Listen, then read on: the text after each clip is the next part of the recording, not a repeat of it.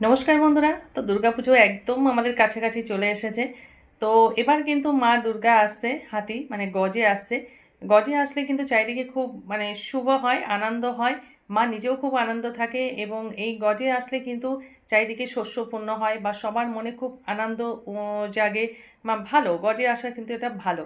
কিন্তু মা যখন ফিরে যাচ্ছে, তখন কিন্তু পালকি মানে দোলায় কিন্তু মা ফিরে যাচ্ছে। দোলায় যাওয়া কিন্তু সেটা কিন্তু কখনোই শুভ হয় না।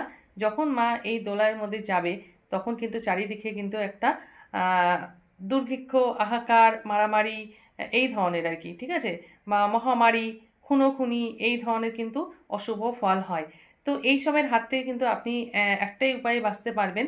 মায়ের একটা মন্ত্র আমি বলছি, এই মন্ত্রটা যদি সারা বছর জপ করতে পারেন খুব ভালো, যাতে মার গমনে যাতে যে অশুভ ফল সেটা যেন না হয়। ওইং হ্রিং ক্লিং চামুন্ডাই বিচ্চে, ওইং হ্রিং ক্লিং চামুন্ডাই বিচ্চে।